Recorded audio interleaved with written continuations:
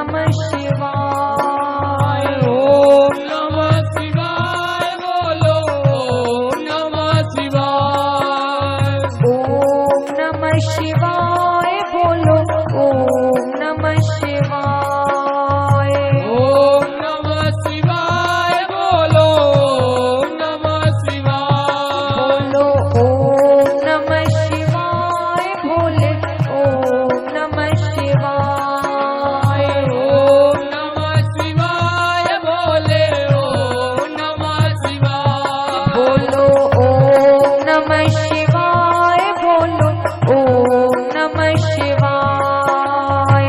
ओम नमः शिवाय बोलो ओम नमः शिवाय। बोलो ओम नमः शिवाय भोले ओम नमः शिवाय।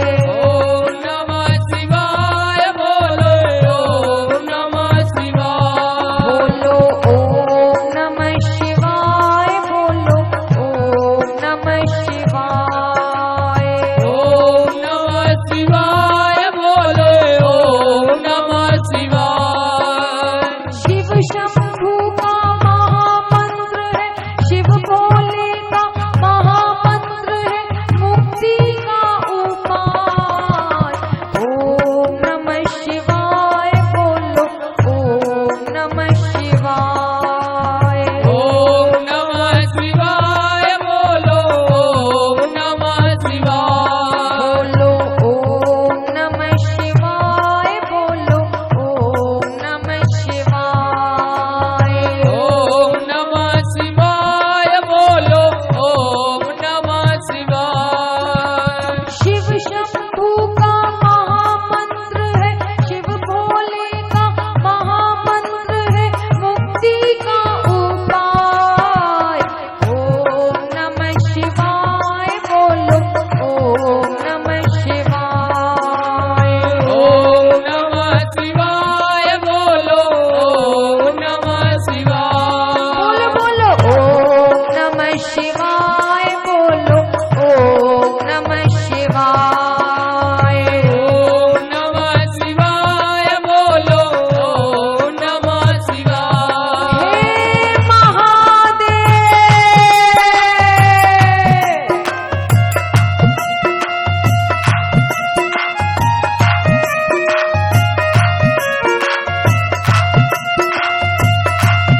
हे महादेव।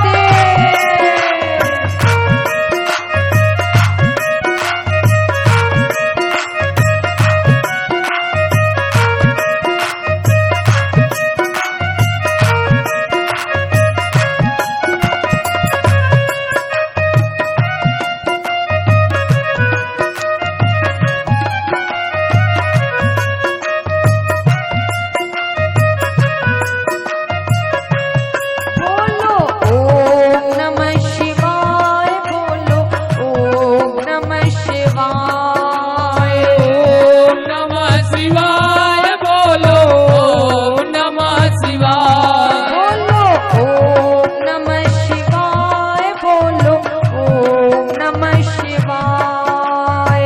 ओम नमः शिवाय बोलो ओम नमः शिवाय। शिव शंभू का महामंत्र है, शिव भोले का महामंत्र है, मुक्ति का उपाय। ओम नमः शिवाय बोलो ओम नमः शिवाय। ओम नमः शिवाय बोलो ओम नमः शिवाय। बोलो ओम नमः शिवाय भोले ओम नमः शिवाय। ओम नमः शिवाय बोले ओम नमः शिवाय। भोले ओम नमः शिवाय भोले ओम नमः शिवाय। ओम नमः शिवाय बोले ओम नमः शिवाय। भोले ओम नमः शिवाय शंभु ओम नमः शिवाय। ओम नमः शिवाय बोले ओम नमः शिवाय। जब जब डोले जीवन नैया शिव की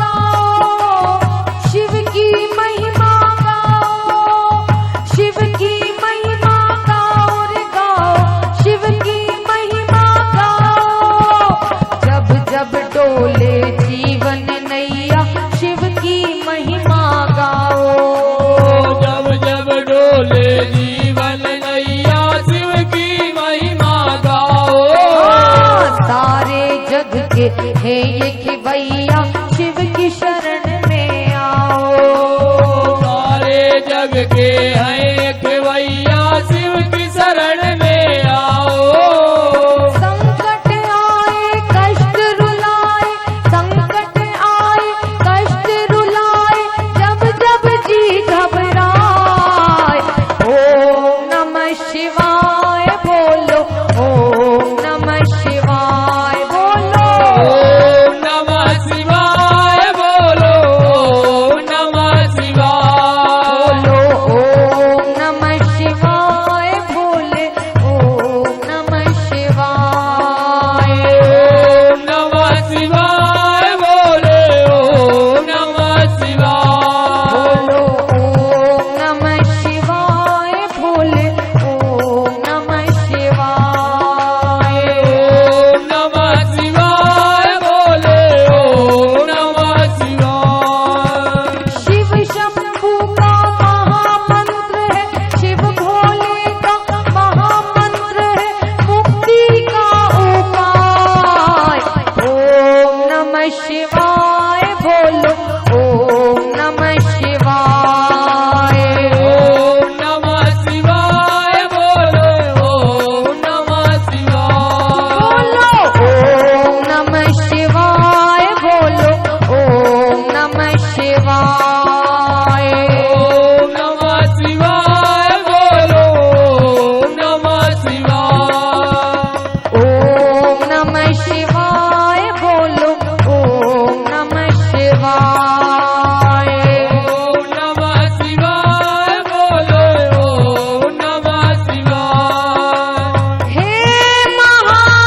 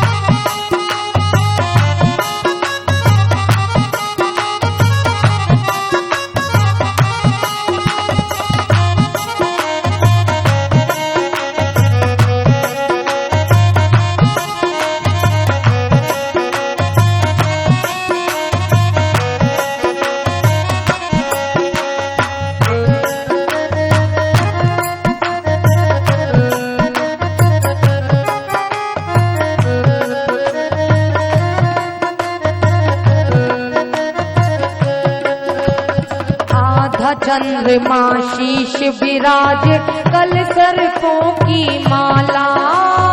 आधा चंद्रमा शीश विराजे, गल सर्पों की माला। आधा चंद्रमा शीश विराज, कल सर्पों की माला। आधा चंद्रमा शीश विराजे, गल सर्पों की माला। कल सर्पों की माला रे माला, कल सर्पों की माला, कल सर्पों की माला रे माला, कल सर्पों की माला। आधा चंद्रमा शीश विराज, कल सर्पों की माला। आधा चंद्रमा शीश विराजे, गल सर्पों की माला। तेज धारी के तेज से पाए, सूरज ये उजियाला। तेज धरी के तेज से पाए, सूरज ये उजियाला। सूरज ये उजियाला, सूरज ये उजियाला, सूरज ये उजियाला, सूरज ये उजियाला। तेज धारी के तेज से पाए, सूरज ये उजियाला। तेज धरी के तेज से पाए, सूरज ये उजियाला। डम डम डमरू बाजे शिव का, डम डम डमरू बाजे शिव का, सातों सुर दोहराए। ओम नमः शिवाय बोले, ओम नमः शिवाय।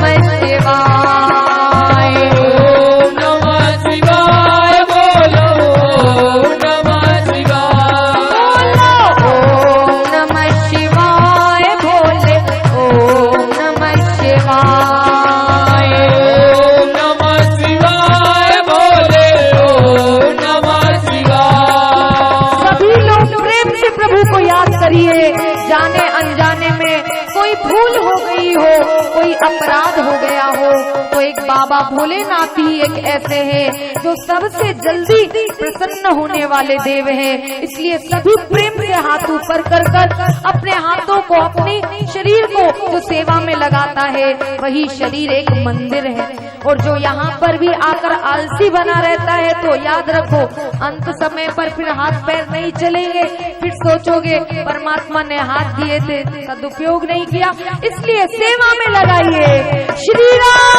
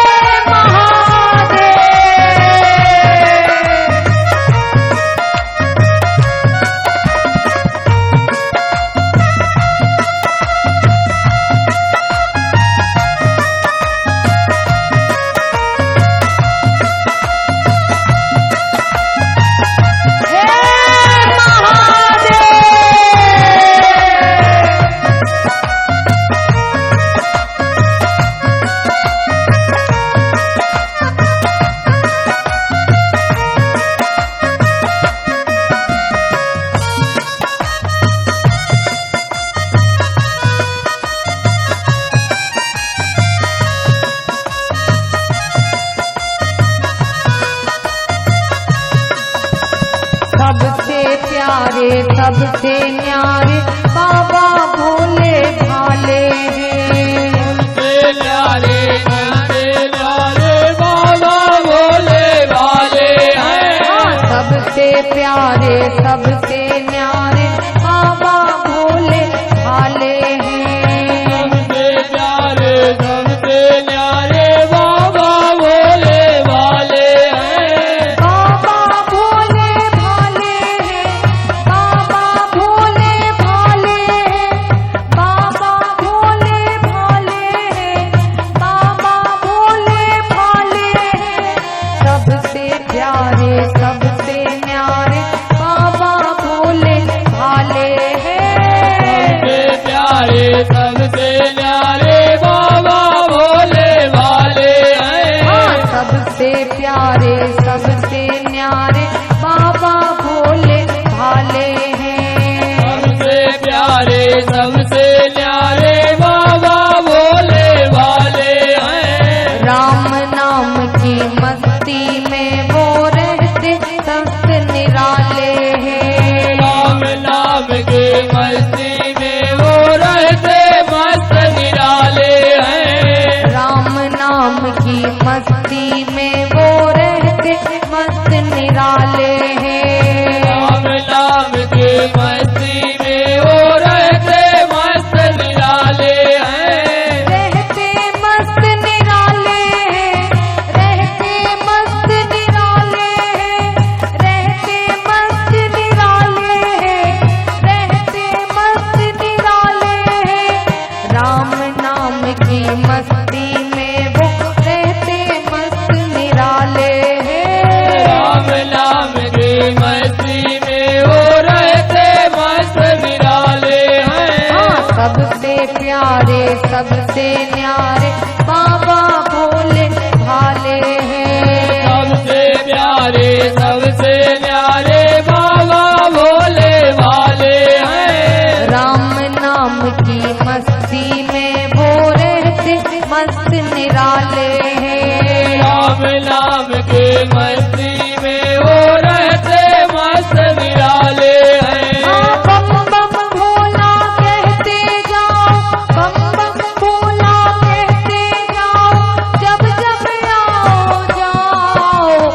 ओम नमः शिवाय बोलो, ओम नमः शिवाय बोलो। ओम नमः शिवाय बोलो, ओम नमः शिवाय बोलो ओम नमः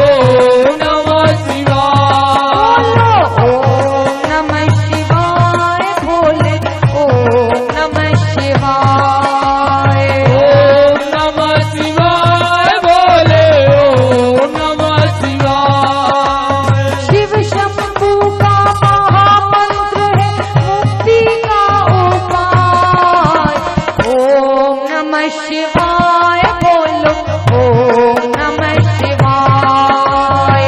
ओम नमः शिवाय बोलो, ओम नमः शिवाय। ओम नमः शिवाय भोले, ओम नमः शिवाय। ओम नमः शिवाय बोले, ओम नमः शिवाय। हे महादेव,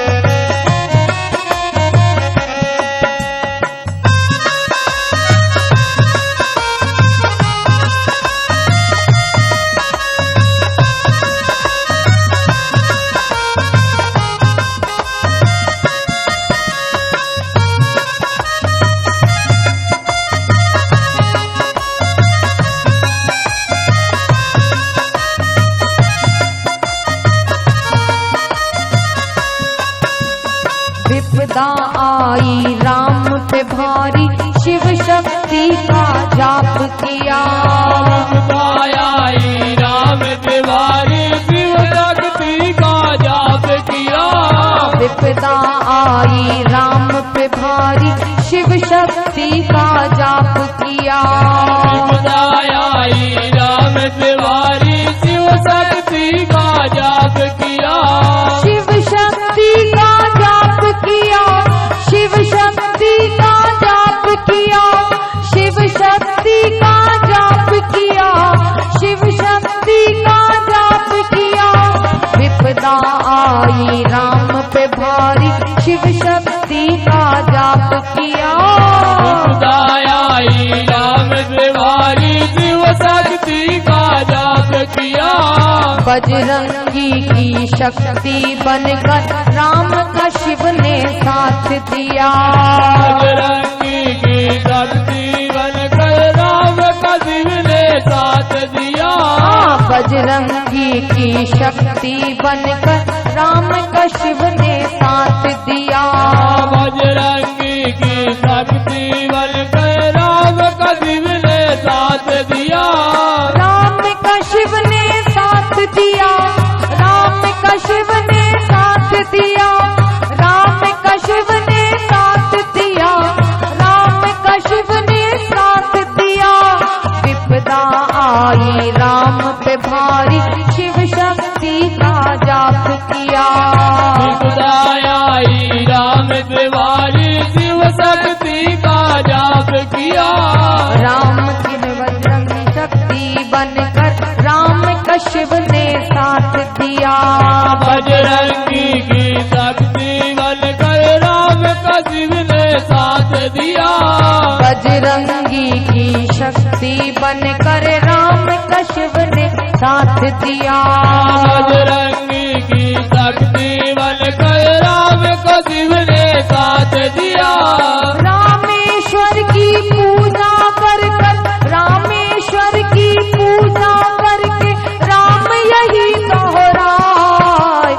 ओम नमः शिवाय बोलो, ओम नमः शिवाय। ओम नमः शिवाय बोलो, ओम नमः शिवाय। ओम नमः शिवाय बोलो, ओम नमः शिवाय। ओम नमः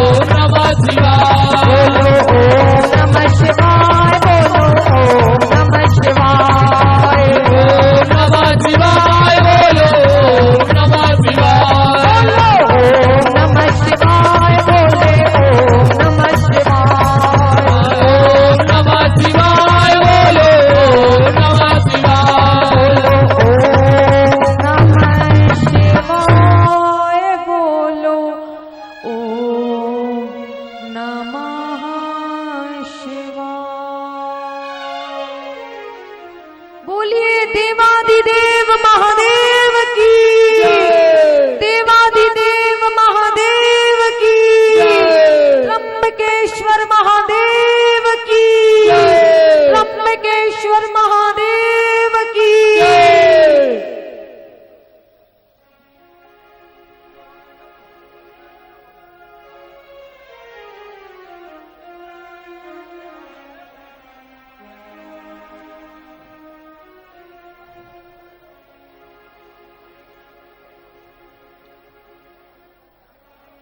भगवान शिव मेरे महादेव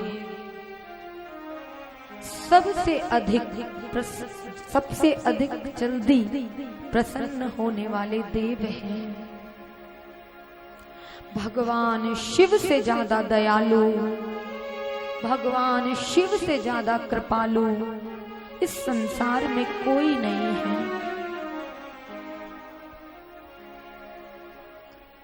भगवान महादेव थोड़े में ही प्रसन्न होने वाले हैं।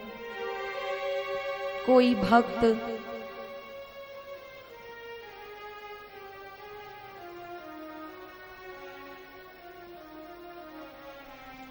भक्त भगवान शिव के द्वार पर जाए, एक लोटा जल चढ़ाए,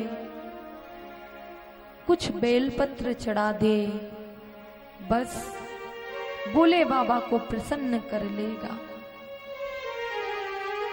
परंतु एक लोटा जल चढ़ाना है, वो भी श्रद्धा के साथ, विश्वास के साथ, प्रेम के साथ।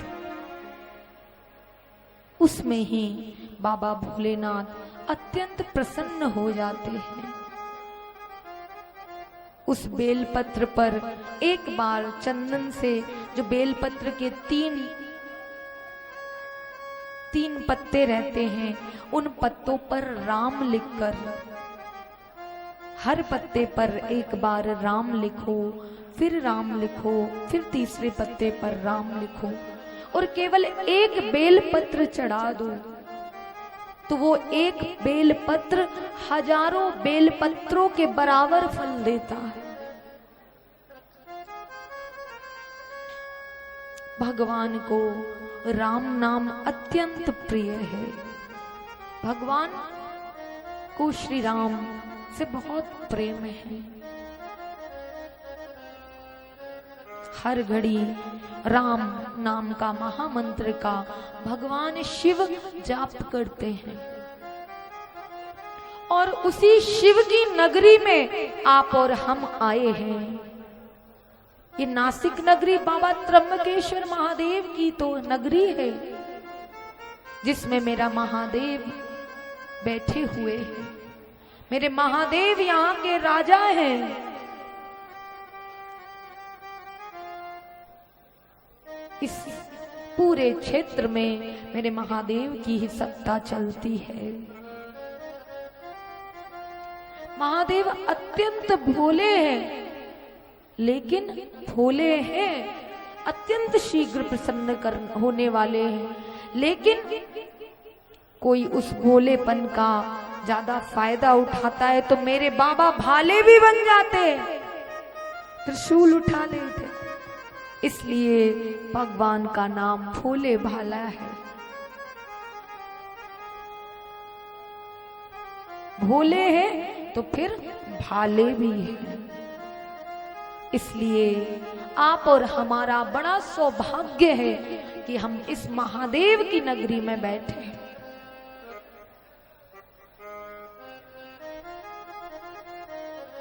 भगवान शिव तो इतने दयालु हैं, इतने कृपालु हैं कि किसी को जो भी उसके दर पर जाता है उसे कभी खाली हाथ नहीं भेजते। अरे भक्तों की तो क्या कहें, दैत्यों को भी खाली हाथ नहीं भेजते। राक्षसों को भी वो वरदान दे देते हैं जिसके योग्य वो नहीं है। और ऐसे भगवान देवादिदेव महादेव की नगरी में आप और हम बैठे हैं। एक बार भगवान के पास भस्मासुर गया। भस्मासुर दानव है, दैत्य है, भगवान जानते हैं, लेकिन भस्मासुर ने भगवान शिव को प्रसन्न करने के लिए तपस्या करी, भगवान शिव का पूजन किया, भगवान शिव का अभिषेक करा, और न जाने कितने दिन, कितने महीने, कितने साल, कितने हजार वर्ष बीत गए, परंतु प्रभु का जप करना नहीं छोड़ा। हर पल प्रभु के ओम नमः शिवाय का जाप करता रहा। प्रभु को प्रसन्न करने के लिए बैठ गया। मन में संकल्प ले लिया कि अब तभी उठूंगा जब बाबा महादेव भोलेनाथ दर्शन देने आएंगे। दानवों में और देवताओं में यही, भक्तों में यही तो फर्क है। जबकि भक्तों से कहीं ज्यादा दानव तपस्या करते हैं। दैत्य कितने वर्षों, कितने हजार वर्ष बीत जाते हैं, तब भी शरीर में दीमक लग जाती है, फिर भी भगवान का स्मरण करते। लेकिन गलत बात क्या करते हैं कि वो उस वरदान का प्रयोग धर्म को नष्ट करने के लिए करते। भगवान की कृपा तो प्राप्त करते हैं, भगवान से वर ले लेते हैं, लेकिन उस वर से अधर्म करने लगते हैं। संतों को, ऋषियों को, मुनियों को, भक्तों को परेशान करने लगते हैं। हर जगह पाप अनाचार फैलाने लगते हैं, इसलिए सब कुछ पाकर भी कुछ प्राप्त नहीं कर पाते।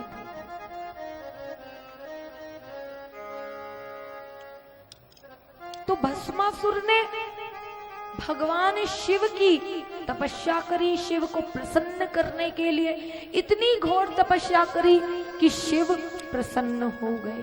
भगवान तो भोलेनाथ है, थोड़े में ही प्रसन्न हो जाते हैं। तो न जाने कितने हजार वर्षों तक भस्मासुर ने जब तपस्या करी तो भगवान शिव प्रसन्न हो गए। शिव प्रसन्न हो जाते हैं तो शिव दर्शन देते हैं। तो शिव ने भस्मासुर को दर्शन दे, भस्मासुर ने शिव का दर्शन किया। शिव ने कहा, बताओ भस्मासुर, इतनी तपस्या तुमने करी है, इसलिए तुम क्या चाहते हो? तुम कौन सा वर मांगना चाहते हो, मांगो। भस्मासुर ने कहा, भगवान देवादिदेव महादेव, अगर आप मुझ पर प्रसन्न हैं और मुझसे प्रसन्न है और अगर मुझे कुछ देना ही चाहते हैं तो मुझे एक वर दीजिए। बाबा ने बोला, बताओ भस्मासुर, कौन सा वर चाहिए? कहा, बाबा मुझे ऐसा वर दीजिए कि मैं जिसके सर पर अपना हाथ रख दूं, मैं जिसके शीश पर अपना हाथ रख दूं, वो उसी वक्त जलकर नष्ट हो जाए, वो उसी समय भस्म हो जाए। भगवान शिव मुस्कुराए। वही बगल में पार्वती जी खड़ी थी। भगवान जब वर देने लगे, पार्वती जी ने नेत्र दिखाए, नेत्रों से इशारा किया, बाबा वरदान मत देना, वरदान दे दिया तो बहुत बड़ी गलती हो जाएगी, दुष्ट है, पात्र नहीं है, अपात्र है। परंतु बाबा ने बात नहीं मानी। बाबा ने कहा, देखो पार्वती, अब ये पात्र है कि अपात्र है, दुष्ट है कि अच्छा है, उससे मतलब नहीं है। इसने मुझे प्रेम से पुकारा है, इसने स्मरण मेरा किया है, इतने सालों तक इसने भगवान नाम का जप किया है, इसलिए इसको वर तो मुझे देना ही होगा। मैं इसने मुझे वर देने के लिए बाध्य कर दिया है, इसने ऐसी घोर तपस्या करी, इसलिए इसकी तपस्या के बल में मैं बंध गया हूँ, इस कारण से मैं वर देने के लिए बाध्य हूँ देवी। और भगवान शिव ने भस्मासुर को वरदान दे दिया, तथास्तु, तुम जिसके सिर पर हाथ रख दोगे वो भस्म हो जाएगा। अब ऐसा कहकर भगवान शिव और शक्ति अंतर ध्यान हो गए। भस्मासुर को वरदान मिल गया। वरदान पाकर अहंकार में चूर हो गया। क्यों?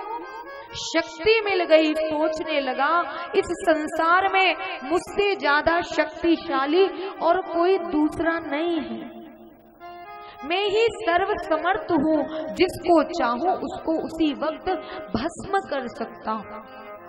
अब तो मुझे कोई मार नहीं सकता, जिसको आशीर्वाद दे दूंगा वही भस्म हो जाएगा।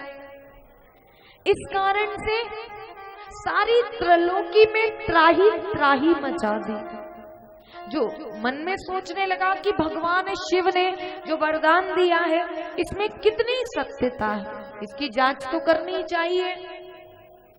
इस कारण से जो ऋषि मुनि संत जन तपस्या कर रहे थे, यज्ञ कर रहे थे, अनुष्ठान कर रहे थे, वहीं पहुंच गया और हंस हंस कर सबके सिर पर हाथ रखने लगा। आओ मैं तुम्हें आशीर्वाद दूं, आओ मैं तुम्हें आशीर्वाद दूं।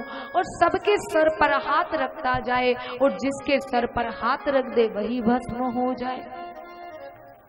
अब तो जहां जहां धर्म हो रहा था, जहां जहां संत जन सेवा में लगे थे, सबको अपना हाथ रख दे, सबको भस्म करने लगा। अब तो सारी त्रिलोकी में त्राही त्राही मच गई। देवता डर गए, देवताओं के पास आया, आओ तुम्हें भस्म कर दूं। देवता उसके डर से इधर उधर भागने लगे। अब तो सारे लोगों में आतंक जब फैला दिया, सारे देवता त्राही त्राही करने लगे। भगवान शिव से विनती करी, लेकिन शिव ही ने तो वरदान दिया। इस कारण से आकाश मार्ग में भ्रमण कर रहा था। भ्रमण करते करते देख रहा था और देखते देखते अचानक उसकी दृष्टि कैलाश पर पड़ गई। कैलाश पर जब पड़ी उसकी दृष्टि तो उस समय माता जगदम्बा कैलाश के आंगन में खड़ी हुई थी।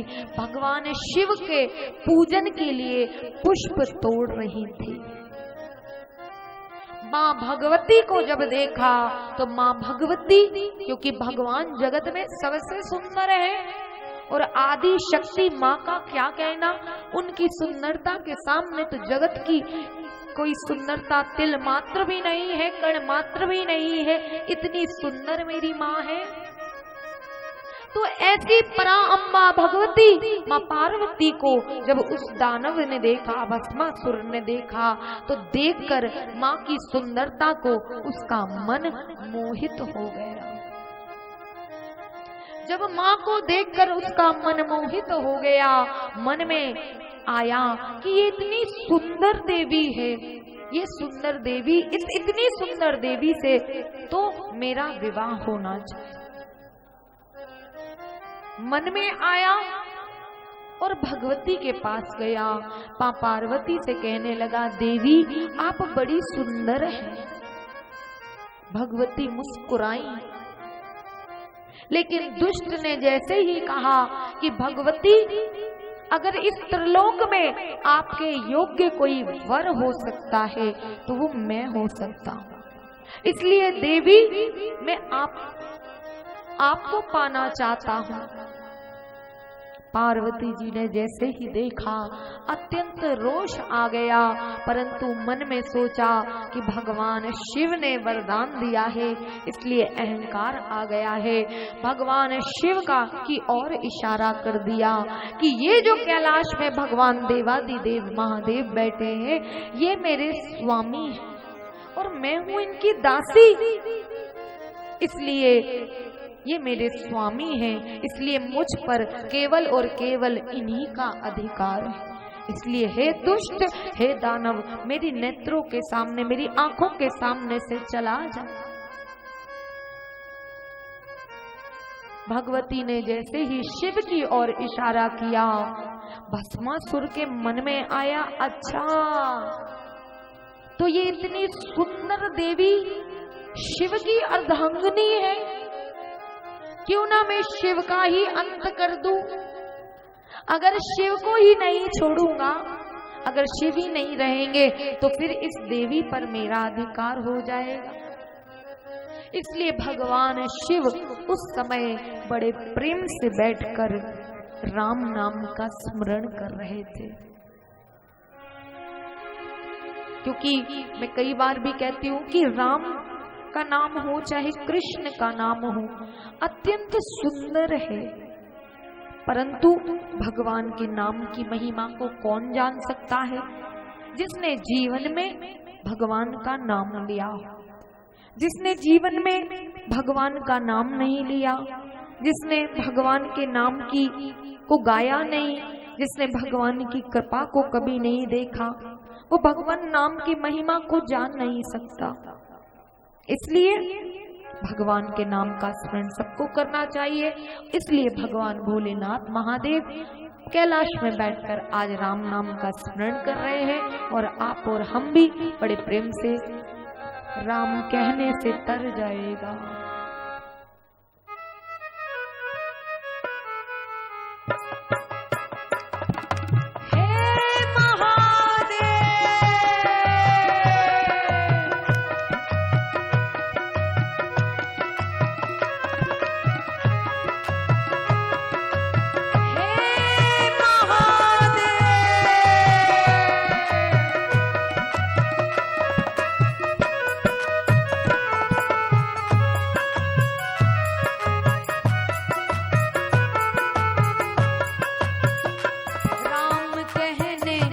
तर जाएगा, राम कहने से तर जाएगा, राम कहने से तर जाएगा, राम कहने से तर जाएगा, पार भव से उतर जाएगा, पार भव से उतर जाएगा, राम से तर जाएगा, राम कहने से तर जाएगा, राम कहने से तर जाएगा।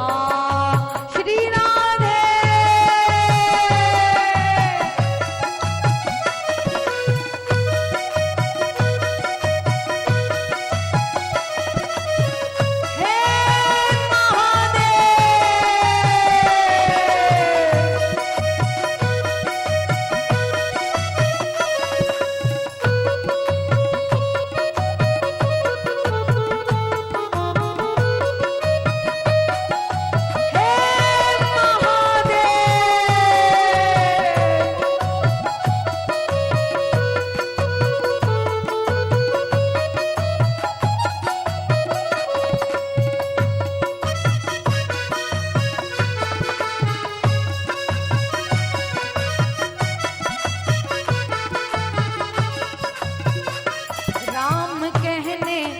तरे जाएगा, राम कहने से तरे जाएगा, राम कहने से तरे जाएगा, राम कहने से तरे जाएगा, पार भव से उतर जाएगा, पार भव से उतर जाएगा, उतर जाएगा, राम कहने से तर जाएगा, राम कहने से तर जाएगा, राम कहने से तर जाएगा, राम कहने से तर जाएगा, राम कहने से तर जाएगा।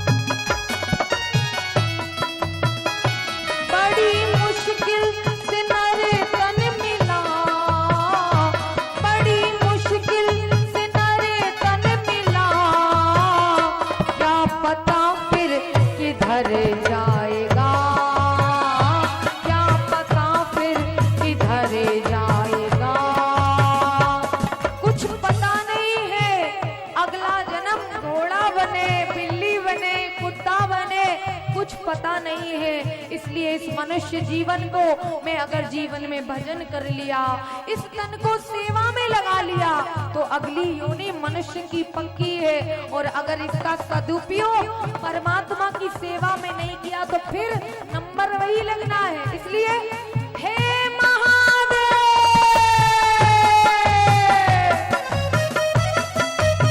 जय भोला।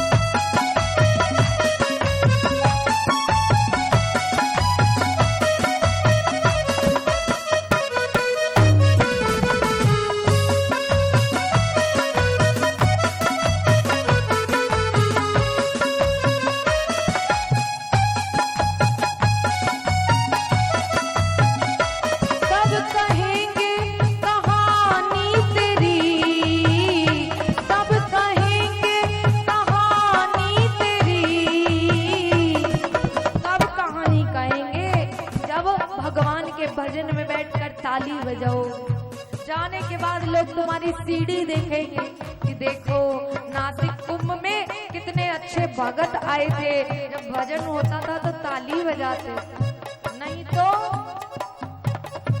सब कहेंगे कहानी तेरी, सब कहेंगे कहानी तेरी, काम ऐसा जो करे जाएगा, काम ऐसा जो करे जाएगा, काम ऐसा जो करे जाएगा, काम ऐसा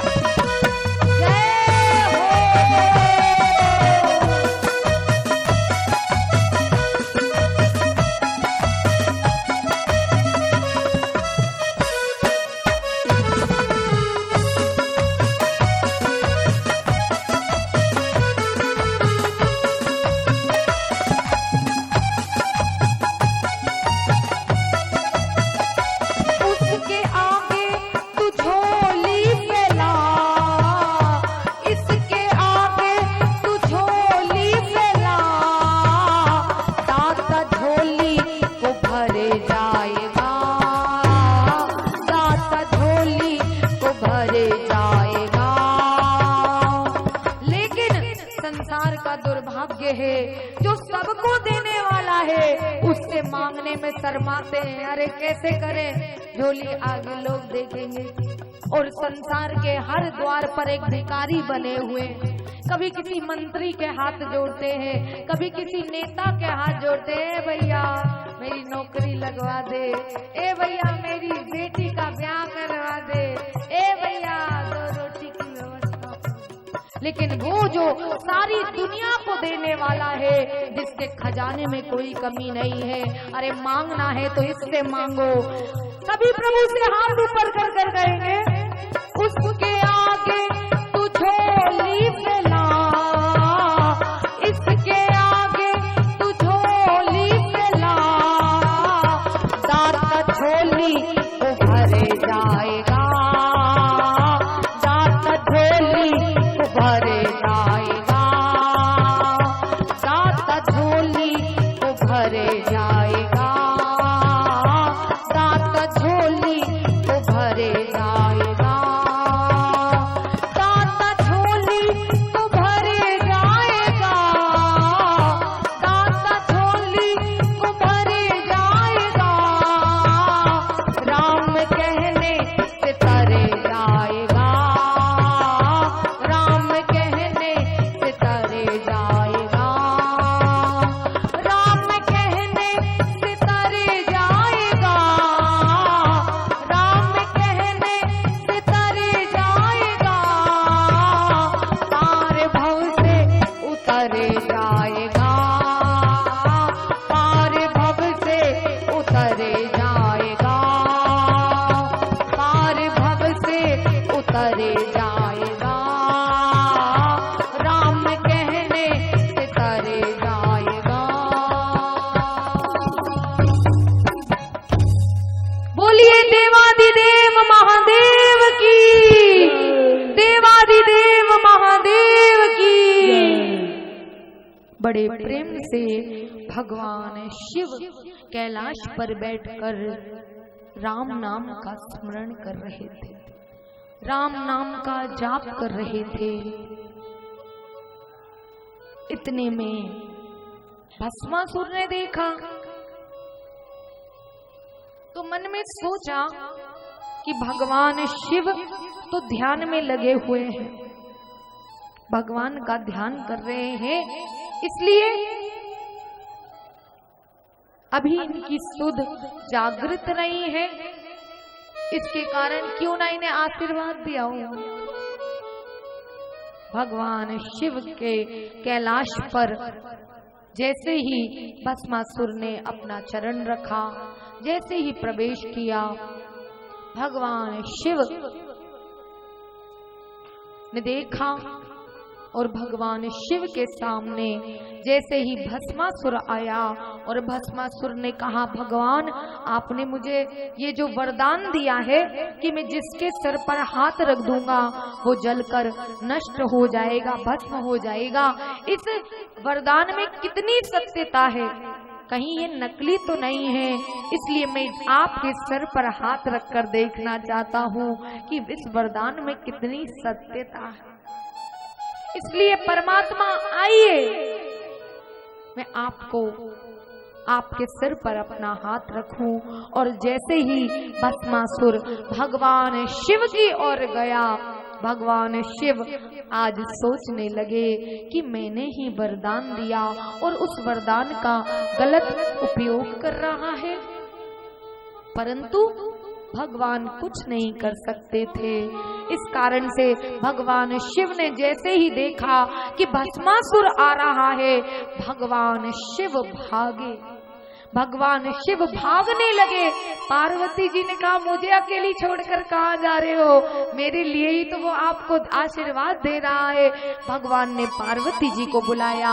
आज भगवान शिव भगवती पार्वती के हाथ को पकड़कर पूरे त्रिलोक में भाग रहे हैं। भागते भागते भगवान शिव भागते जा रहे हैं, थक गए हैं। माँ पार्वती कह रही है, मैंने पहले समझाया था ना। भगवान शिव कह रहे हैं, देखो लड़ने का समय नहीं है, इस समय तो केवल दौड़ लगाओ। दौड़ लगाते लगाते अचानक नारद जी की दृष्टि पड़ी। नारद जी ने देखा, अरे सारी सृष्टि का संहार करने वाला आज किसके डर से जगत में भाग रहा है। और भगवान शिव को देखा, और शिव को देखा जैसे ही भगवान शिव से पूछने लगा, भगवान आप भयभीत होकर किससे भाग रहे हैं। भगवान ने बोला, नारद इतना समय नहीं है, इसलिए जाकर नारायण से कहो कि भगवान शिव आज संकट में आ गए हैं, इसलिए हमारी रक्षा कोई कर सकता है तो वह भगवान नारायण कर सकते हैं, इसलिए जाओ और जाकर उन्हें खबर दो। आज बड़े प्रेम से नारद जी श्रीमन नारायण श्रीमन नारायण श्रीमन नारायण कहते हुए बैकुंठ पहुंचे। और बैकुंठ जैसे ही पहुंचे, नारद जी के स्वरूप को देखकर भगवान विष्णु ने कहा, नारायण बोल पड़े, क्या बात है नारद, आज तो बड़े भयभीत चिंता में दिख रहे हो। नारद जी ने कहा, चिंता की तो बात है प्रभु, भगवान शिव भाग रहे हैं। कहा, भगवान शिव भाग रहे हैं, क्यों भाग रहे हैं। कहा, भस्मासुर उन्हें भस्म करना चाहता है। भगवान शिव ने प्रेम के वशीभूत होकर उसकी भक्ति से प्रसन्न होकर उसे वरदान तो दे दिया, लेकिन आज वो उस वरदान को भगवान शिव पर ही उपयोग कर रहा है। इसलिए भगवान ने कहा है कि अगर हमारी रक्षा कोई कर सकता है तो वो नारायण कर सकते हैं, इसलिए प्रभु आप चलिए। भगवान नारायण जाने लगे। लक्ष्मी जी ने कहा, मुझे कहाँ छोड़कर जा रहे हैं, कहीं भस्मासुर आ गया तो मुझे भी नहीं छोड़ेगा। आज भगवान लक्ष्मी जी को लेकर नारायण आज दौड़ रहे हैं, कहीं भगवान शिव आगे न निकल जाए। आज सृष्टि में एक तरफ भगवान शिव शक्ति भाग रहे हैं, एक तरफ नारायण लक्ष्मी जी भाग रहे हैं, सारे देवता देख रहे हैं। अगर जगत को रचाने वाले, जगत का पालन करने वाले और जगत का संहार करने वालों की ये दशा है तो भस्मासुर हमारी क्या दशा करेगा। भगवान नारायण जैसे ही शिव के पास जाकर पहुंचे, भगवान शिव को देखकर नारायण को हंसी आ गई। जब भगवान शिव को देखकर नारायण को हंसी आ गई तो भगवान शिव के हाथ में उस समय एक खप्पर था, जिस खप्पर में भगवान भिक्षा लेते हैं, उस खप्पर को फेंक कर नारायण को मार दिया। जब क्रोध आता है तो कोई हंस दे तो और गुस्सा आ जाता है कि एक तो भाग रहे और आप हंस दिए। भगवान शिव के हाथ में जो खप्पर था वही खप्पर फेंक कर नारायण को मार दिया तो नारायण की तर्जनी उंगली में से रक्त की धारा बहने लगी और नारायण की तर्जनी उंगली में से जो रक्त की धारा बही है वही शिप्रा मैया के नाम से उज्जैन में जानी जाती है। जब उज्जैन कुंभ होगा तो उसी शिप्रा मैया में आप और हम स्नान करेंगे।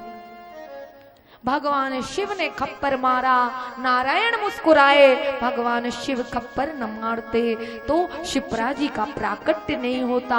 भगवान की हर लीला भगवान की सोची हुई है, बिना सोचे भगवान कुछ नहीं करते। इसलिए भगवान शिव को ने जब खप्पर मारा, नारायण थोड़ा डर भी गए और मुस्कुराए भी और कहा भगवान शिव से, भगवान शिव आप व्यथित मत होइए, इस भस्मासुर को आप तो वरदान दे देते हैं, निपटना मुझे ही पड़ता है। इसलिए भगवान शिव आप एक काम करिए, आप भगवती पार्वती को लेकर आगे नर्मदा जी का स्थान पड़ेगा, आगे नर्मदा पड़ेगी, उस तरफ उस दिशा की ओर आप आगे भाग जाए। बीच में अगर भस्मासुर मिलेगा तो उससे हम निपट लेंगे। आज भगवान शिव ने पीछे मुड़कर देखा है तो भस्मासुर आ रहा है। भगवान शिव दौड़ लगाने लगे। आज भगवती और शिव सारे ब्रह्मांड में दौड़ लगाते लगाते लगाते लगाते जब आगे पहुंचे तो एक नर्मदा जी का स्थान पड़ा। ये नर्मदा जी का स्थान, नर्मदा जी को कितने लोग जानते हैं? हाथ ऊपर करना। अरे बहुत लोग जानते हैं। तो हमारे एमपी में तो नर्मदा जी का बहुत स्थान है, तो नर्मदा जी का स्थान पड़ा। और ये नर्मदा जी कौन है? ये नर्मदा जी जो है ये भगवान शिव की पुत्री है। बहुत लोग इस रहस्य को नहीं जानते क्योंकि बहुत पहले की बात है कि एक बार ग्रीष्म काल का समय था, गर्मी का समय था और ग्रीष्म काल की ऋतु में भगवान शिव देवी भगवती के साथ, पार्वती जी के साथ एक रक्षवान पर्वत पर बैठे थे और रक्षवान पर्वत पर बैठे बैठे भगवान शिव का ध्यान लग गया था। भगवान शिव की समाधि लग गई थी और भगवान शिव की जब रक्षवान पर्वत पर समाधि लग गई थी तो समाधि में भगवान इतना डूब गए थे, इतना डूब गए थे कि भगवान राम नाम के जप में इतने डूब गए थे कि उस ग्रीष्म काल के समय भगवान के रोम रोम से तेज प्रकट होने लगा था, जिसे हम कह सकते हैं कि भगवान शिव के रोम रोम से पसीना बहने लगा। तो उस पसीने का, उस तेज का, उस ओज का प्रकाश इतना फैल गया, इतना फैल गया, उसने सारे ब्रह्मांड को अपने उसमें ले लिया। और जब भगवान ने देखा तो ब्रह्मा विष्णु भगवान ने, देवताओं ने भगवान शिव से प्रार्थना करी कि भगवान अगर आप अपने तेज को केवल आप ही संसार में संभाल सकते हैं, आपके तेज को, आपकी शक्ति को और कोई नहीं संभाल सकता। हे त्रिनेत्रधारी, अपने तेज को कोई स्वरूप दीजिए। तब भगवान शिव ने अपने तेज को, अपने ओज को, अपनी शक्ति को समेटा और उसी शक्ति ने भगवान शिव के रोम रोम से बहने वाले उसी पसीने ने एक कुंड का रूप ले लिया। और जब उस कुंड का रूप ले लिया तो वही कुंड में से एक सुंदर सी कन्या ने, उस कुंड ने एक सुंदर सी कन्या का रूप बना लिया और वो कन्या कोई और नहीं है, वही कन्या नर्मदा जी कहलाई, नर्मदा जी कहलाई। इसलिए नर्मदा जी की महत्ता सबसे अधिक है। संसार में गंगा हो, यमुना जी हो, सरस्वती हो, मंदाकिनी हो, अलकनंदा जी हो, गोदावरी हो, कोई भी नदी हो, कोई भी शक्ति हो, सबके पास जाने में, स्नान करने में, जब तक गंगा यमुना सरस्वती में स्नान नहीं करते, जब तक जीव के पाप नष्ट नहीं होते। लेकिन संसार में केवल एक नर्मदा मैया ही एक ऐसी है, नर्मदा नदी ही ऐसी है जिनका स्मरण करने मात्र से, जाना तो बहुत दूर की बात है, केवल स्मरण करने मात्र से व्यक्ति को वही फल मिलता है जो गंगा यमुना सरस्वती में स्नान करने से मिलता है, स्नान करने से मिलता। तो एक बार देवताओं ने पूछा कि भगवान ऐसा पक्षपात क्यों? गंगा यमुना सरस्वती मंदाकिनी अलकनंदा कावेरी शिप्रा जी सब इतनी नदियां मुख्य हैं, फिर नर्मदा जी को इतनी विशेष महत्ता क्यों दी गई? आखिर ऐसा क्यों कि उनका स्मरण करने मात्र से ही पाप कट जाता है और बाकी सारी नदियों में स्नान करने से, दर्शन करने से पाप कटते हैं? तो भगवान ने समझाया कि जितनी भी ये नदियां हैं किसी ना किसी की अर्धांगिनी, जैसे यमुना जी कृष्ण की पटरानी है, तो जितनी भी ये नदियां हैं किसी ना किसी की अर्धांगिनी है। लेकिन मां नर्मदा ही एक ऐसी है जो भगवान शिव की पुत्री है और माता पिता के पास जो कुछ भी होता है वो अपनी पुत्री से इतना प्रेम करते हैं। जब पुत्री जाने लगती है तो एक माता पिता भले ही छोटे घर में रहने वाले गरीब भी होते हैं तो वो भी सोचते हैं कि नहीं, मेरे पास जो कुछ भी है मैं अपनी पुत्री को दे दूं ताकि मेरी पुत्री सुखी रहे। इसलिए जितनी भी नदियां हैं वो माँ है, लेकिन माँ नर्मदा पुत्री है शिव की। इसलिए सभी ने मिलकर नर्मदा जी को वरदान दिया है कि संसार में तुमसे ज्यादा विख्यात और कोई नहीं होगा, तुमसे ज्यादा महत्वशाली कोई नहीं होगा। और ऐसी पावन नर्मदा मैया की इतनी महत्ता है कि नर्मदा जी की वैसे तो ये जो यात्रा होती है वो 3 साल 3 महीने और 13 दिन की होती है। 3 साल 3 महीने और 13 दिन की पैदल यात्रा होती है। लेकिन जो लोग पैदल यात्रा नहीं कर सकते, इतना समय नहीं है हमारे पास भी ना आपके पास, तो ऐसे व्यक्ति गाड़ियों के माध्यम से भी यात्रा कर सकते हैं। गाड़ियों से अगर नर्मदा जी की यात्रा करते हैं तो 21 दिन में मात्र नर्मदा जी की यात्रा हो जाती है। नर्मदा जी की महिमा अपरंपार है। भगवान देवादिदेव महादेव में और नर्मदा जी में कभी कोई भेद नहीं समझना चाहिए। भगवान की जो शक्ति है, भगवान का जो तेज है, वही तो नर्मदा है। और ऐसी ही माता नर्मदा जी की हम पर बहुत बड़ी कृपा है। जीवन में हमें जब पहली बार, इससे पिछला जो कुंभ था, इलाहाबाद कुंभ में जब हम आए थे, तब तक हमें माँ नर्मदा जी की महिमा तो पता थी कि हाँ माँ नर्मदा है, लेकिन कितनी महिमा है ये हम नहीं जानते थे। और जब जीवन में पहली बार गुरुदेव के साथ हमने नर्मदा जी की यात्रा करी और 21 दिन हमने उन नर्मदा जी की जब यात्रा करी, परिक्रमा करी, तो 21 दिन के बाद जब यात्रा करके आए तो मात्र 6 दिन बाद नर्मदा जी की कृपा से हम व्यासपीठ पर बैठ गए। इसलिए नर्मदा जी की महिमा अपरंपार है, उनकी यात्रा बड़ी अद्भुत है। दुनिया में लोग हजारों यात्रा कर लेते हैं, लेकिन मां नर्मदा जी की यात्रा हर कोई नहीं कर सकता।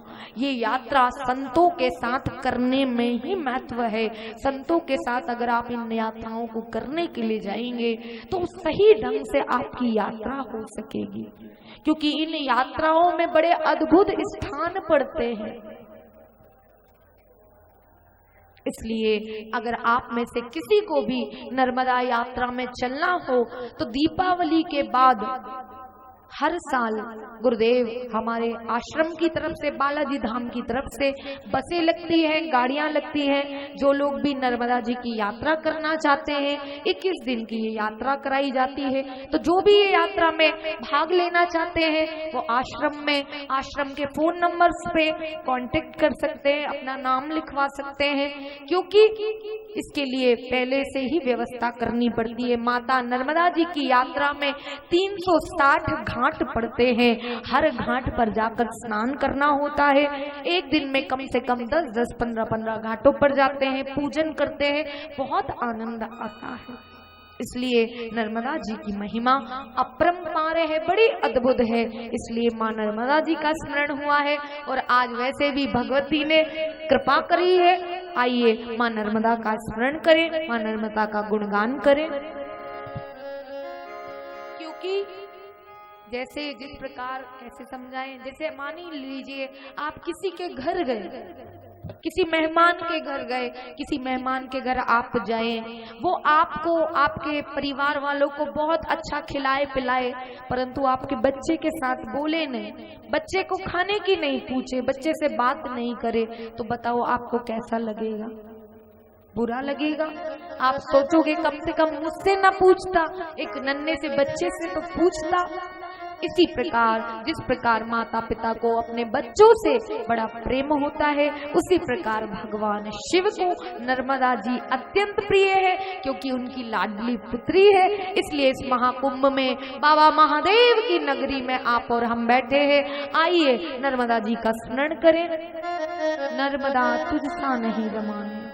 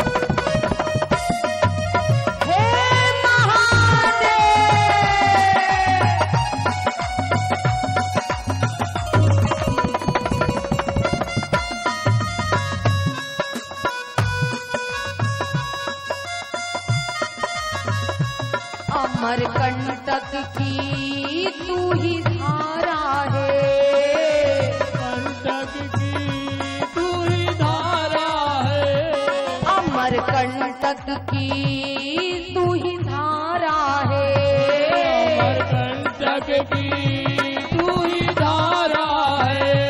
भक्तों ने तुझे पुकारा है, भक्तों ने तुझे पुकारा है, भक्तों ने तुझे पुकारा है, भक्तों ने तुझे पुकारा है। कोई कमी नहीं है खजाने में,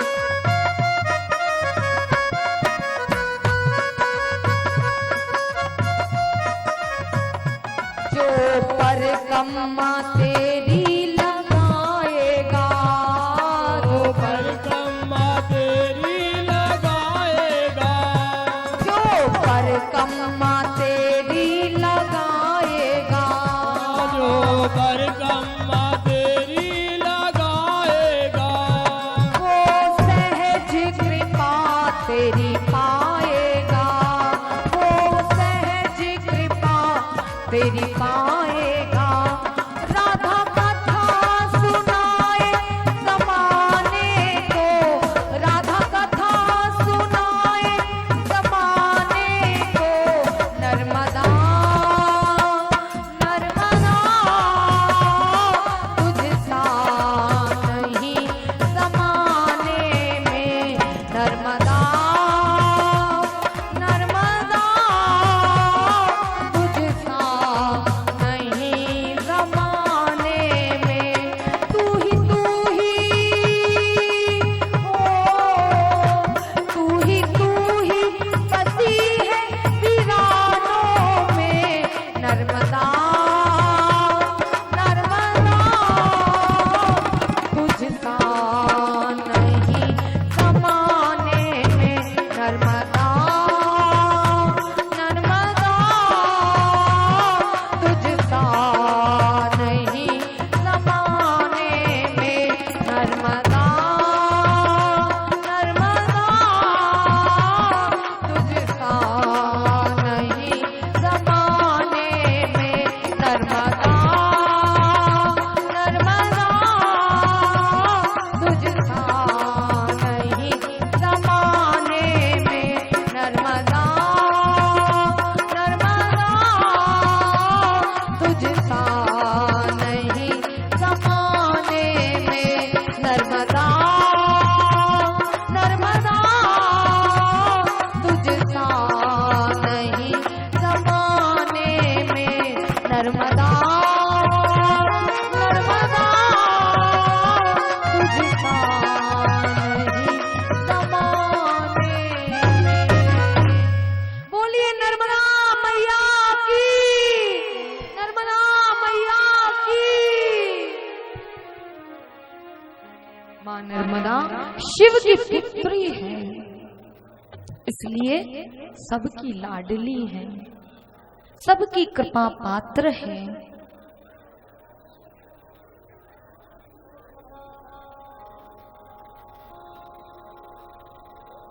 भगवान शिव भागते भागते भागते जब बहुत थक गए, सोचा अब साहस नहीं है, कब तक भागेंगे। इस कारण से बीच में नर्मदा जी पड़ी और नर्मदा जी को जब दर्शन नर्मदा जी का हो गया, भगवान शिव ने कहा, पुत्री आज हम तुम्हारे द्वार पर आए हैं, इसलिए तुमसे मिलने आए हैं। नर्मदा जी ने कहा, हे महादेव आप सच मिलने आए हैं? भगवान शिव मुस्कुराए, मां नर्मदा मुस्कुराई और अपनी पुत्री को देखकर भगवान शिव और भगवती प्रसन्न हुए। आज भगवान शिव भगवती पार्वती जी के साथ आज नर्मदा में छुपने का स्थान अपनी पुत्री से मांगा है और आज भगवान शिव भगवती के साथ नर्मदा जी में भगवान शिव ने प्रवेश करा। भस्मासुर भागते भागते थक गया, कहीं पर भी भगवान शिव और भगवती नजर नहीं आए।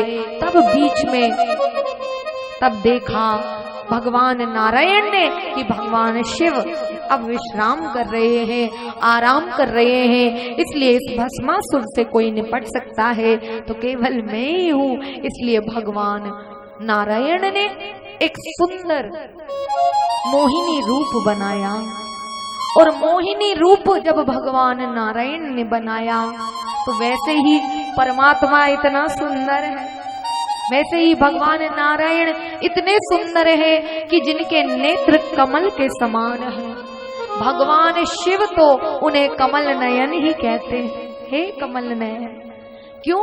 भगवान शिव को नारायण के जो नेत्र हैं वो अत्यंत सुंदर लगते हैं।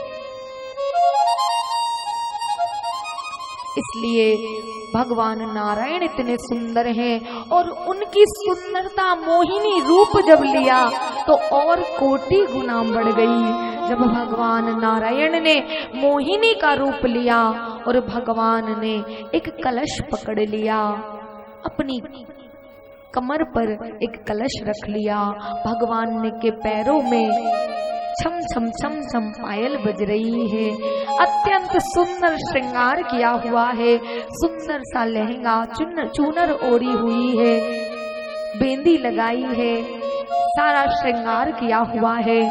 और बार बार जब अपने नेत्रों को मटकाते हैं इधर उधर तो बड़े सुंदर लगते हैं। और आज भस्मासुर ने जब मोहिनी रूप को देखा है तो मोहिनी के रूप को देखकर भस्मासुर मोहित हो गया और मोहिनी रूप को देखने कर कहने लगा, हे मोहिनी मेरे पास आ जाओ, इसलिए तुम संसार में सबसे ज्यादा सुंदर हो और मैं त्रिलोकी में सबसे ज्यादा बलवान हूँ, मुझसे ज्यादा श्रेष्ठ बलवान कोई नहीं है शक्तिशाली, और तुम सबसे सुंदर, इसलिए तुम्हारी और हमारी जोड़ी खूब जमेगी। भगवान नारायण से कहा, भगवती रूप में जब भगवान को देखा तो मोहित हो गया। नारायण ने भी कहा कि ऐसे मैं तुमसे विवाह नहीं करूंगी, अगर तुम्हें मेरे साथ आनंद लेना है तो तुम्हें नाचना होगा। भस्मासुर ने कहा, मुझे तो नाचना आता नहीं है, कैसे नाचूंगा? तो मोहिनी रूप में भगवान ने कहा कि देखो, अगर तुम नाचोगे नहीं तो फिर काम नहीं चलेगा, इसलिए हम तो उसी से अब विवाह करेंगे, उसी को आनंद प्रदान करेंगे जो नाचेगा। और मोहिनी रूप को भस्मासुर देखता जा रहा है, देखो इतनी सुंदर है, एक बार इसका स्पर्श मैं कर लूं, और इतना मोहित हो गया कि बड़े प्रेम से मोहिनी रूप से कहने लगा, मेरी लगी तेरे संग प्रीत।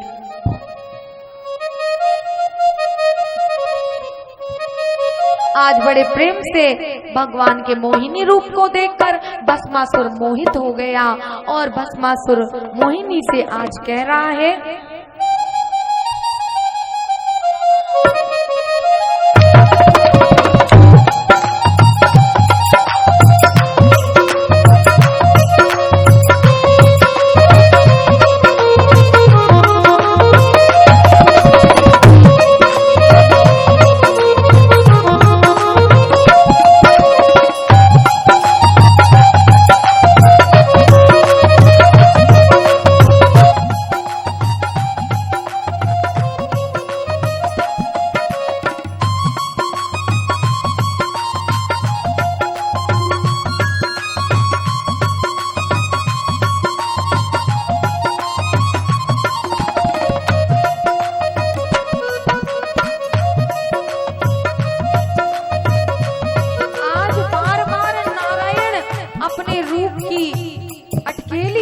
भस्मासुर को दिखा रहे हैं। क्यों? जब तक मोहित नहीं होगा तो जैसा मैं करवाना चाहता हूँ वैसा नहीं करेगा। इसलिए भगवान जब चलकर दिखा रहे हैं और भगवान जब चलते हैं और ठाकुर जी की जब कमर मटकती है तो बड़े सुंदर लगते हैं, कानों के कुंडल हिलते हैं। बार बार मोहिनी रूप में भगवान भस्मासुर को देखकर मुस्कुरा देते हैं। भस्मासुर से रहा नहीं गया और कहा, मेरी लगी तेरे संग प्रीत, ये दुनिया क्या जाने। लगी तेरे संग प्रीत, दुनिया क्या जाने। मेरी लगी तेरे संग प्रीत, ये दुनिया क्या जाने। लगी तेरे संग प्रीत, दुनिया क्या जाने। क्या जाने, क्या जाने, क्या जाने भाई, क्या जाने। क्या जाने भाई, क्या जाने। क्या जाने भाई, क्या जाने। मेरी लगी तेरे संग प्रीत, ये दुनिया क्या जाने। लगी तेरे संग प्रीत, दुनिया क्या जाने। मेरी लगी तेरे संग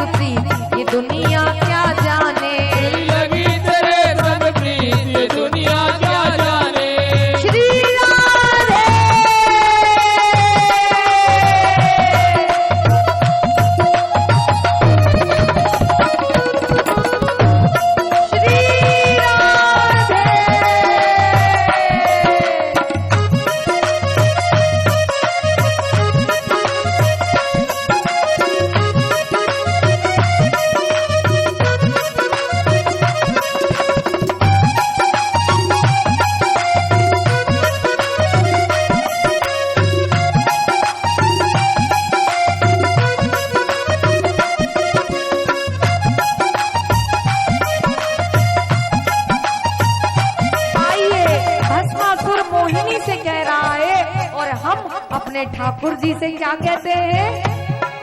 मेरी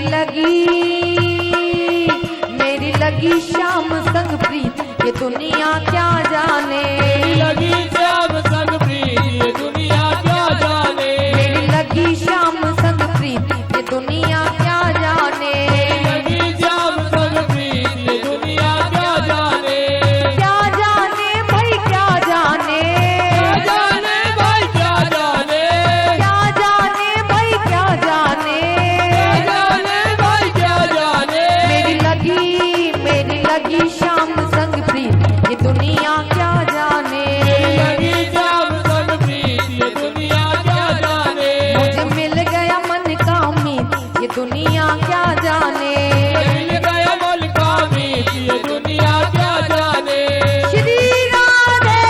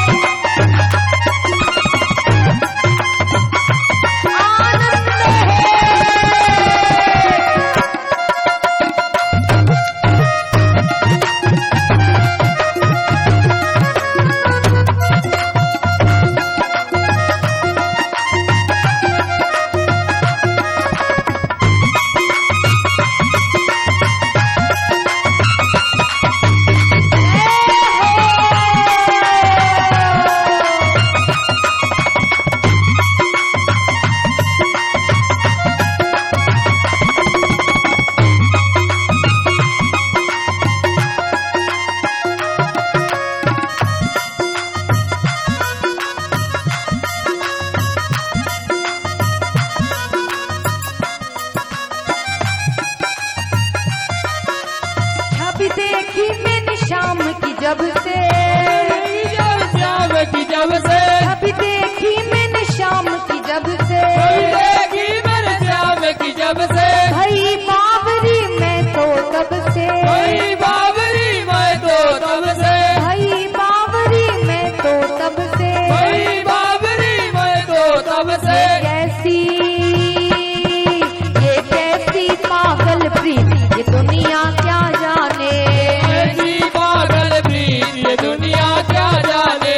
ये कैसी पागल प्रीत, ये दुनिया क्या जाने। ऐसी पागल प्रीत, ये दुनिया क्या जाने। क्या जाने भाई क्या जाने।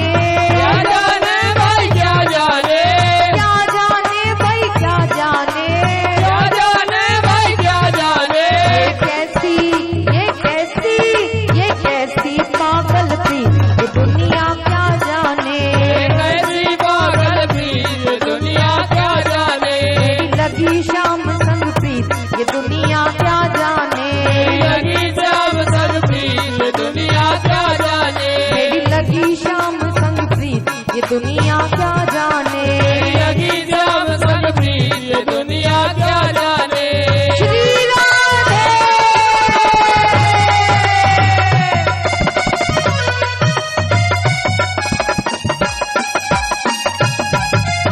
श्री राधे।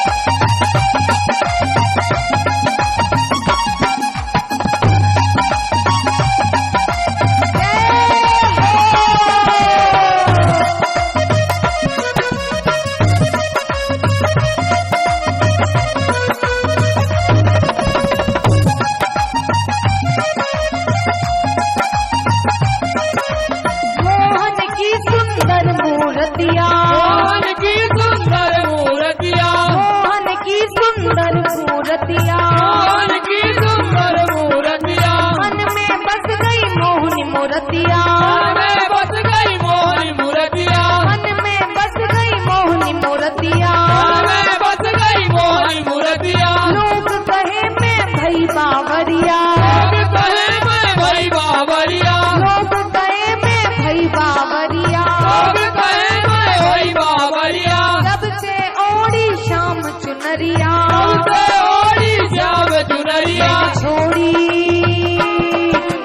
छोड़ी जग की रीत ये दुनिया क्या जाने, छोड़ी जग की रीत ये दुनिया क्या जाने, छोड़ी जग की रीत ये दुनिया क्या जाने, छोड़ी जग की रीत ये दुनिया क्या जाने, क्या जाने भाई क्या जाने, क्या जाने भाई क्या जाने, क्या जाने भाई क्या जाने, क्या जाने भाई क्या जाने।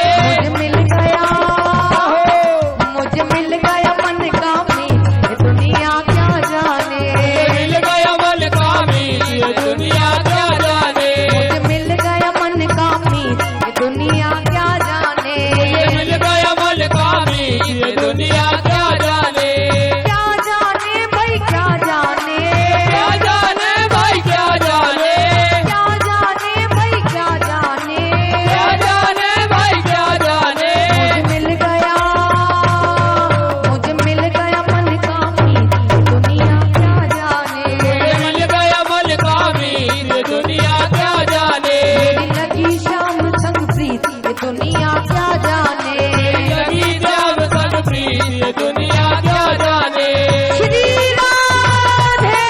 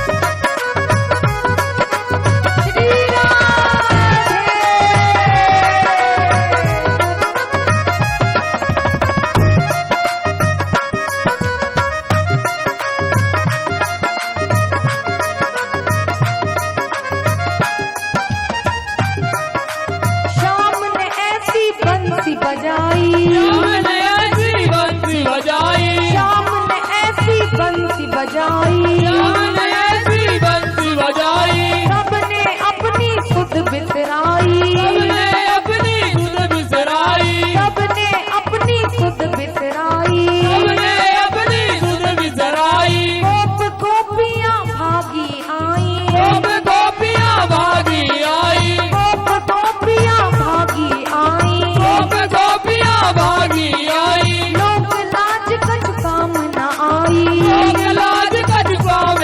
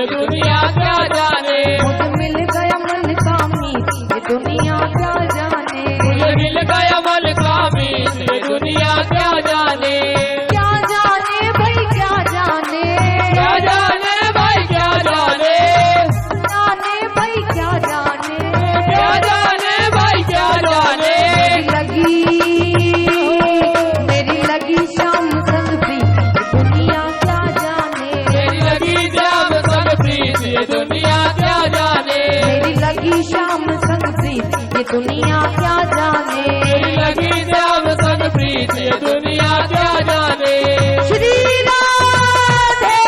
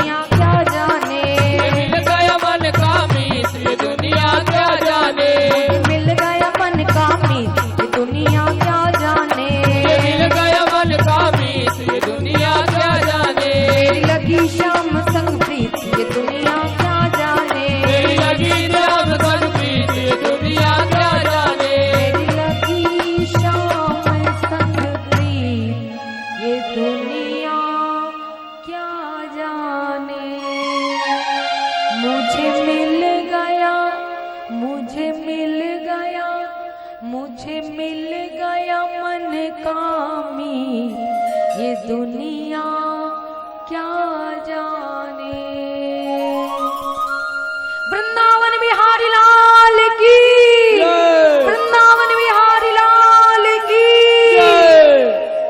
सभी अपने स्थान।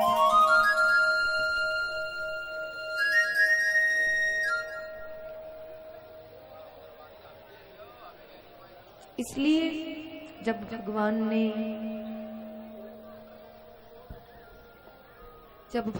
ने मोहिनी रूप बनाया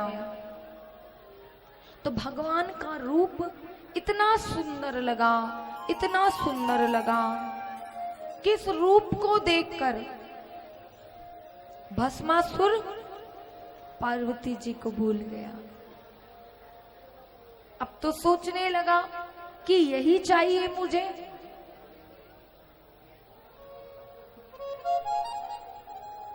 और जब भगवान ने देखा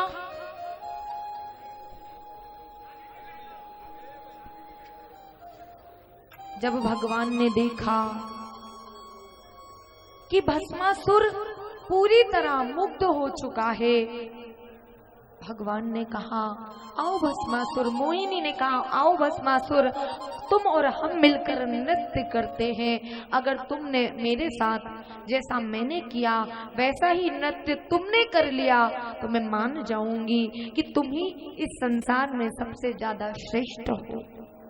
और भगवान नारायण ने मोहिनी के रूप में जैसे ही भस्मासुर से कहा कि भस्मासुर करो, तिकदा दिग दिग दई, तिकदा दिग दिग दई, तिकदा दिग दिग दई, तिकदा दिग दिग दई। भस्मासुर ने भी कर दिया, तिकदा दिग दिग दई, तिकदा दिग दिग दई। भगवान ने देखा, मोहिनी रूप में भगवान ने देखा कि भस्मासुर पूरे रूप से मुक्त हो चुका है।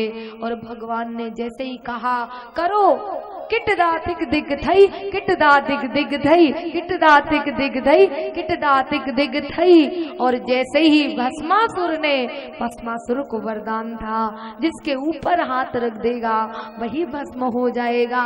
और जैसे ही भस्मासुर ने कहा किटदा दिग दिग दई, किटदा दिग दिग दई, आप सभी भी अपने अपने सर पर हाथ रख लीजिए, क्योंकि हमारे ऊपर भी काम, क्रोध, लोभ, मद, मद, अहंकार रूपी जो भस्मासुर हमारे अंदर बैठा है वो भी कथा में नष्ट हो जाए। इसलिए कथा का महत्व है। इसलिए जैसे ही भस्मासुर ने कहा तिकदा दिग दिग दई, तिकदा दिग दिग दई, तिकदा दिग दिग दई, तिकदा दिग दिग दई, और भस्मासुर जलकर नष्ट हो गया। भस्मासुर जलकर नष्ट हो गया। भस्मासुर जैसे ही भस्म हुआ, देवताओं ने वर्षा कर दी, फूलों की वर्षा कर दी, और बड़े प्रेम से नारायण ने ऐसा सुंदर काम किया। इसको देखकर सब प्रसन्न हो गए। नारायण मुस्कुराने लगे और नारद जी से कहा कि जाकर प्रभु को बताइए, भगवान शिव से कहिए कि जो मुसीबत थी वो टल चुकी है, इसलिए अब डरने की कोई बात नहीं है। भगवान शिव से जाकर कहिए। और आज सबने देखा कि भगवान शिव इतने दयालु हैं, इतने कृपालु हैं, ये जानते हुए कि भस्मासुर कैसा है, फिर भी भस्मासुर की भक्ति से प्रसन्न होकर भगवान शिव ने वरदान दिया।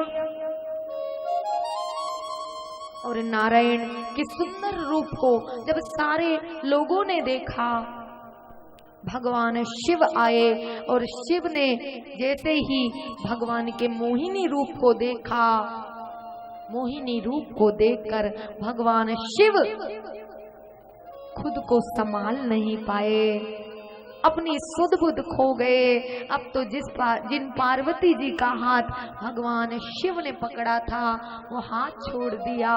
क्यों? अब भगवान सामने मोहिनी रूप को देख रहे हैं। कई लोग कहते हैं कि भगवान मोहिनी रूप को देखकर मुग्ध हो गए, काम पर भगवान ने विजय प्राप्त नहीं करी। लेकिन ऐसा जो सोचते हैं वो बड़े मूर्ख हैं, क्योंकि भगवान आदिपति, भगवान त्रिलोकपति है, क्या नहीं जानते भगवान से क्या छुपा हुआ है। लेकिन भगवान ने जब अपने इष्ट को मोहिनी रूप में देखा तो बताओ संसार में ऐसा कौन होगा जो अपने इष्ट को देखकर मोहित ना हो। और आज भगवान शिव ने जैसे ही देखा है तो मोहिनी के नेत्र देखकर, मोहिनी रूप में भगवान के नेत्र देखकर भगवान को अत्यंत प्रिय, जैसे अपने नारायण की छवि लगती है वैसी ही छवि लगी। और बड़े सुंदर ढंग से आइए हमारे वृंदावन में भी जो ठाकुर जी है तो एक ही बात, चाहे राम कहें चाहे कृष्ण कहें, वही बाके बिहारी रूप में हमारे वृंदावन में है। आज भी जो लोग वृंदावन गए होंगे उन्होंने देखा होगा कि बाके बिहारी जी का दर्शन करने के लिए जब भक्त जाते हैं तो हाँ, सोचो इस संसार में रहने वाले, इस संसार के प्रपंच में रहने वाला जीव भी जब बिहारी जी के मंदिर में जाता है तो उनको देखकर खड़ा का खड़ा ही रह जाता है। 4-4 घंटे हो जाते हैं लेकिन लोग बिहारी जी के सामने से नहीं हटते। इसलिए आइए ठाकुर जी के श्रृंगार का वर्णन करें। बाके बिहारी तेरे नैन